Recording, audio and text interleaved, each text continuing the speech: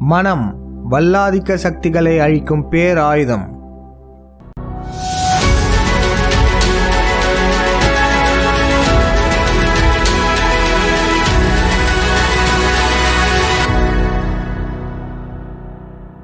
அனைவருக்கும் வணக்கம். சென்ற பகுதியில் நாம வேறு நம்ம மனசு வேறுன்றதை நம்ம பார்த்தோம். இந்த பகுதியில் மனதின் தன்மைகளை நம்ம பார்க்க போகிறோம். அதுக்கு முன்னாடி நம்ம 2 விஷயத்தை பார்த்துட்டு வந்துடலாம். Now here is a video with irrefutable proof of demons at work. Now watch closely. Performing such a feat defies gravity, something scientifically and physically impossible. Here is where it gets really interesting. Look closely. You notice that black shadow or demon behind him?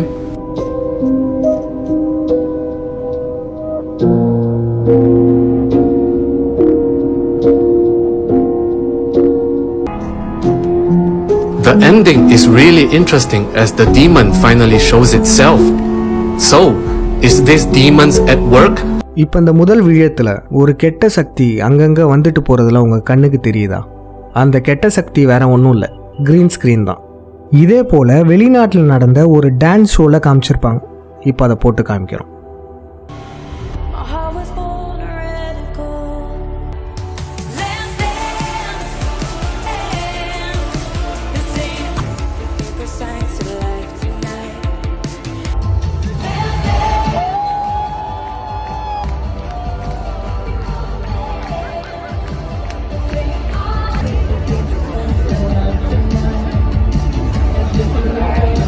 நம்ம தமிழ் படங்களில் வர பாடல்களில் கூட இதே தொழில்நுட்பத்தை பயன்படுத்தியிருப்பாங்க.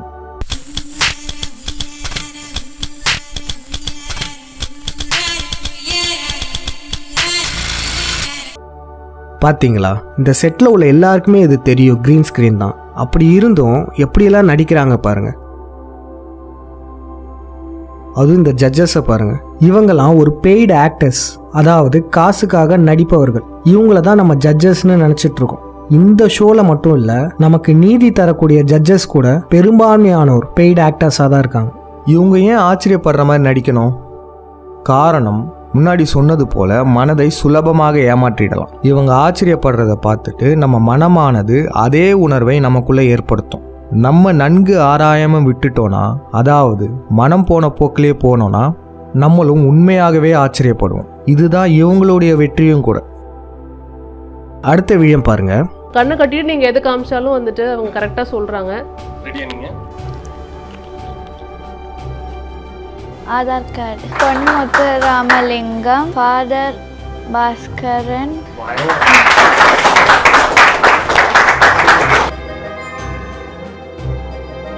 அங்க இருக்கிறவங்களாம் அங்க இருந்தே காமிக்கலாமான்னு கேக்குறாங்க. Can you do it? Hindu SBI, if you have the vision, we will make it a reality. அடுத்தவங்க பர்ஸ்ல எவ்வளவு அமௌண்ட் இருக்குன்றது கூட கால்குலேட் பண்ணிடலாம்ல? அது இப்போதான் பிராக்டிஸ் பண்ணிட்டு பண்ண முடியும். ஆக்ஷன் ஏதாவது காமிக்கிறீங்களா? யாராவது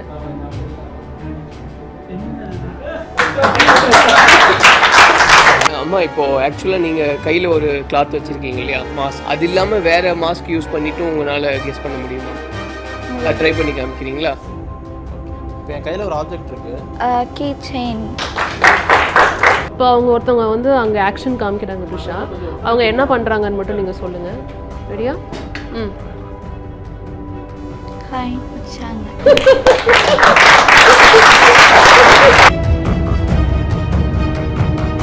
இப்போ அங்கே ஒரு இமேஜ் இருக்குது, ஓகேவா? அது என்னன்னு சொல்ல முடியுமா? 2000 rupees note. எனக்கு டவுட்டாக இருக்குது. நீங்கள் அடுத்ததாக இன்னொன்று போடுங்க. நம்ம வந்துட்டு இதையும் நம்ம செஞ்சு காமிச்சிடலாம். நான் கண்ணை வேணால் மூடிக்கிறேன். அடுத்ததாக ஒன்று போடுங்க. 50 rupees note, 000. கண்ணை மூடி தான் பண்ணுறாங்க. இத்தனை பேரும் பல கேள்விகள் கேட்குறாங்க, இருந்தும் சரியான விடைகளை சொல்கிறாங்களே. சரி வாங்க, இதில் உள்ள உண்மைத்தன்மையை பார்க்கலாம். இவங்களுடைய கண்ணை உற்று நோக்கினாலே நமக்கு நல்லாவே தெரியும், இவங்களுடைய இடதுபுற கண் டிஸ்லோகேட் ஆயிருக்கு. அதாவது இயல்பாகவே இவங்களுக்கு இடதுபுற கண் ஓரமாக மேல் நோக்கி பார்த்த மாதிரி இருக்கு. இப்போ இவங்களுடைய கண்ணை மூடும் போது பாருங்களேன்,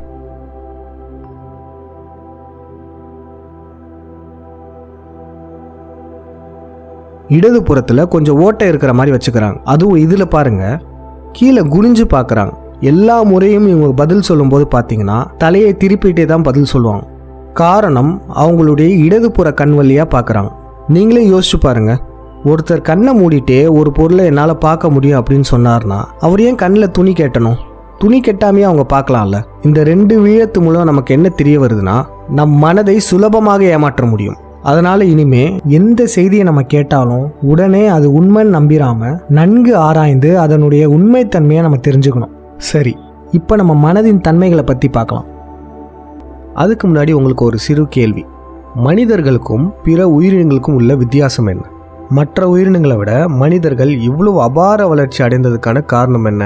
இந்த ஆழமான கேள்விக்கான பதிலை தொல்காப்பியத்தில் நாம் பார்க்கலாம். 6 அறிவதுவே அவற்றோடு மனமே. இந்த பாடலின் மூலம் நம்ம எல்லாருக்கும் என்ன தெரிய வருதுன்னா, மனம்ன்றது 6ஆம் அறிவு. அதாவது மற்ற உயிரினங்களுக்கு 5 அறிவறிவும் இருக்குது. ஆனால் மனிதர்களாகிய நமக்கு தான் மனம்ன்ற ஒரு 6ஆம் அறிவு இருக்குது. எனவே மற்ற உயிரினங்களை விட மனிதர்கள் வேறுபட்டு காண்பதற்கான காரணம் அவங்களுடைய 6ஆம் அறிவு தான், அதாவது மனம். மனதோட தன்மைகளை எளிமையாக புரிஞ்சுக்கிறதுக்காக ஒரு சிறு கதையை பார்ப்போம். ஒரு சிறுவன், அவனுக்கு திடீர்னு பசி எடுத்தது. அவன் ஒரு பெட்டி கடைக்கு போய் ரசாயனங்கள் தடவப்பட்ட பன்னாட்டு நொறுகு தீனி வாங்குறான். அந்த நொறுகு தீனியோட இன்சுவை அவனுக்கு ரொம்பவே பிடிச்சி போச்சு. அடுத்த நாள் அவனுக்கு பசி எடுக்காமலே அதை சாப்பிடணும்னு தோணுது. அந்த பையனும் அதை வாங்கி சாப்பிட்றான். இதே போல் தினம் தினம் அவன் அந்த நொறுகு தீனியை வாங்கி சாப்பிட்றான். பல மாதங்கள் தொடர்ந்து வாங்கி சாப்பிட்றான். ஒரு நாள் சாப்பிட்டுக்கிட்டு இருக்கும்போதே வயிறு வலி வந்துருச்சு. உடனே என்ன பண்ணுறான்னா, உடனடி செரிமான பொடியை வாங்கி குடிச்சிட்றான். குடித்த சில நொடியிலேயே மயங்கி விழுந்துடுறான். கடைசியில் இறந்தும் போகிறான். சரி, இப்போ இன்னொரு கதையை பார்க்கலாம். ஒரு பெரியவர் அவரோட வியாபார நட்டத்தால் குடிக்க செல்றாரு. இதுவே பழக்கமாகி தினம் தினம் குடிக்கிறார். அவருக்கு நல்லாவே தெரியுது மது அருந்துறது உடலுக்கு தீங்கு விளைவிக்குன்றது. ஆனாலும் அவர் அதை குடிச்சுக்கிட்டே இருக்கார். ஒரு கட்டத்தில் மது அருந்தி உடல்நல பாதிப்பால் அவர் உயிரிழந்து விடுகிறார். இந்த 2 கதையிலுமே இல்லை ஒற்றுமை என்ன? கொஞ்சம் யோசிச்சு பாருங்க. 2 பேருமே அவங்களோட மனம் போன போக்கில் சென்றிருக்காங்க. இவங்களோட மனமானது தினம் தினம் இவங்கள தூண்டி விட்டுருக்கு. அது தவறான செயல்னு தெரிஞ்சுமே அவங்க அதை செஞ்சுருக்காங்க. இந்த பன்னாட்டு ரசாயனம் ஊட்டப்பட்ட நொறுகு தீனி, அதுக்கப்புறம் மதுபானம், இது மட்டும் இல்லை, நாம் மனம் போன போக்கில் எந்த செயலை செஞ்சாலுமே கடைசியில் இவங்களோட நிலை தான் நமக்கு ஏற்படும். அதனால் நாம் நம்ம மனசு சொல்கிறத செய்யாமல் நமக்கு பிடித்ததை, அதாவது நாம் சிந்தித்து எது சரியோ அதை ஆராய்ஞ்சு செய்யணும். நீங்கள் நல்லா கவனிச்சிருக்கலாம், அடிக்கடி நாங்கன்னு சொல்லியிருப்பேன். இதில் நாமன்றது யாரு? இதற்கான பதிலை 4வது விழியத்தில் தெளிவாகவே சொல்லியிருப்போம். அதனால் இப்போ இதை போட்டு குழப்பிக்க தேவையில்ல. சரி, இப்போ உங்கள் எல்லாருக்கும் ஒரு கேள்வி வந்திருக்கும்.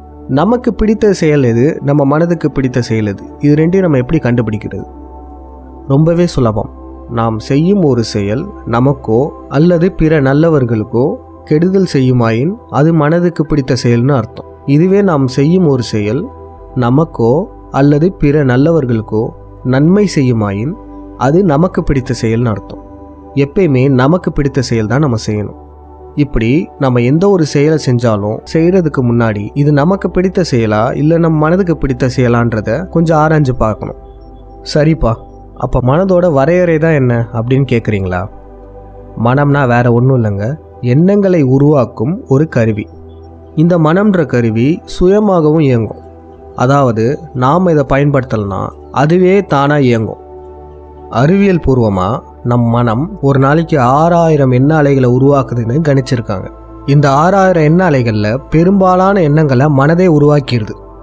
சரி, இப்போ ஒரு நடைமுறை பயிற்சி. நான் உங்களுக்கு 2 படங்களை காண்பிப்பேன். அந்த படங்களை பார்க்கும்போது உங்கள் மனதில் எண்ணங்கள் தோன்றும். அது என்ன வித எண்ணங்கள்னு நீங்கள் ஆராய்ஞ்சு பார்க்கணும். இதுதான் படம் 1. இதை பார்க்கும்போது உங்களுக்கு என்ன தோணுது? சரி, இதுதான் படம் 2. இந்த 2வது படம் பார்க்கும்போது உங்கள் மனதில் என்ன தோன்றுறது? இந்த முதல் படத்தை பார்க்கும்போது உங்களில் எல்லாருமே கணிச்சிருப்பீங்க இது யாரு என்னன்னு. ஆனால் இந்த 2வது படம் பார்க்கும்போது பெரும்பாலான மக்களுக்கு இவர் யாருன்னே தெரிஞ்சிருக்காது. இதுக்கு என்ன காரணம்? முதல் படத்தில் உள்ளவரை நம்ம ஏற்கனவே பார்த்துருக்கோம். ஆனால் 2வது படத்தில் உள்ளவரை நம்ம பார்த்ததே இல்லை. சரி, இந்த பயிற்சி மூலியமாக நமக்கு என்ன தெரிய வருது? நம்ம மனமானது கடந்த கால நிகழ்வுகளின் பதிவுகளை வச்சு மட்டுமே இயங்கக்கூடியது. அதனால தான் எல்லாருக்கும் குழந்தை மனசு வேணும்னுவாங்க. குழந்தைங்களுக்கு கடந்த கால நிகழ்வுகளின் பதிவுகள் ரொம்பவே குறைவாக இருக்கும். அதனால் அவங்களோட எண்ண ஓட்டங்களும் மிகவும் குறைவாக இருக்கும். ஆனால் வளர வளர பதிவுகள் அதிகமாயிட்டே போகும். அதுவும் தேவையற்ற பதிவுகள் மிகவும் அதிகமாயிட்டே போகும். அப்படி போக போக நம் மனதின் எண்ண ஓட்டமும் ரொம்ப அதிகமாக இருக்கும். சரி, இன்னொரு கேள்வி கேட்குறேன். இதுக்கு நீங்கள் எல்லாரும் கண்ணை மூடி இருக்கணும். இப்போ எல்லாரும் கொஞ்சம் கண்ணை மூடுங்க. கண்ணை மூடிட்டு நான் சொல்கிறத நினச்சி பார்க்கணும். அவ்வளோதான். எல்லாரும் பட்டர்ஃப்ளை, அதாவது பட்டாம்பூச்சிகளை நினச்சி பாருங்க. இப்போ எல்லாரும் ரோஃபெலாசரா பூச்சியை நினச்சி பாருங்க. இந்த ரோஃபெலாசரா பூச்சி ரொம்பவே அரிய வகை பூச்சி. இது ஒரு சில மலைக்காடுகளில் தான் இருக்கும். இது என்னன்னு தெரியலனா கூட பரவாயில்ல, இது எப்படி இருக்கும்னு கற்பனை பண்ணி பாருங்க.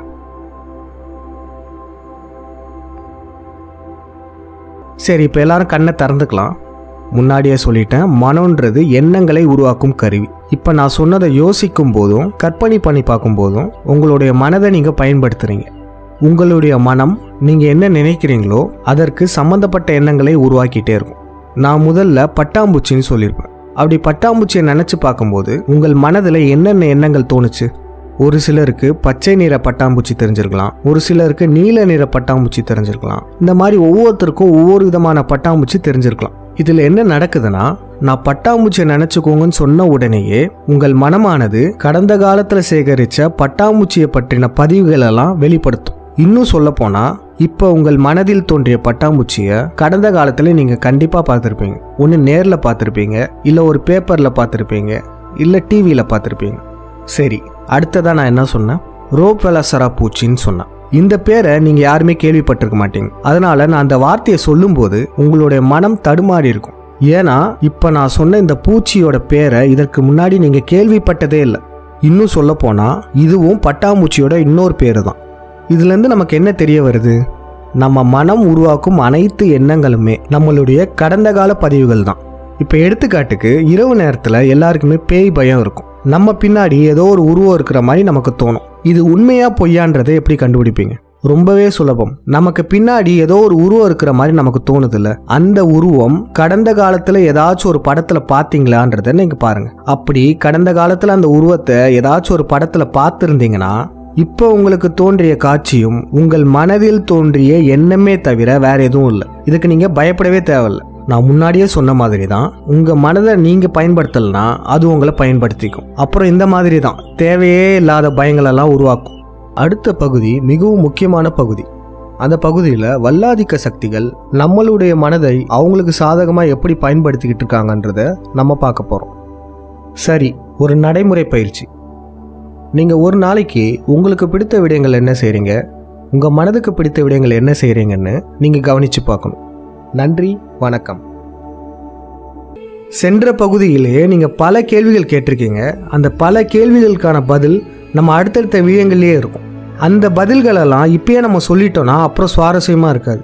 அதனால் இப்போ நம்ம என்ன பண்ண போகிறோன்னா, உங்களுக்குள் எழும் சந்தேகங்கள், கேள்விகள் எல்லாத்தையுமே நீங்கள் பின்னூட்டத்தில் பதிவிடலாம். எல்லா பகுதிகளையும் முடிச்சுட்டு கடைசியாக கேள்வி பதில்னு ஒரு வீடியோத்தை போடுவோம். அந்த வீடியோத்தில் நீங்கள் கேட்ட எல்லா கேள்விகளுக்கான பதிலும் இருக்கும். நன்றி, வணக்கம்.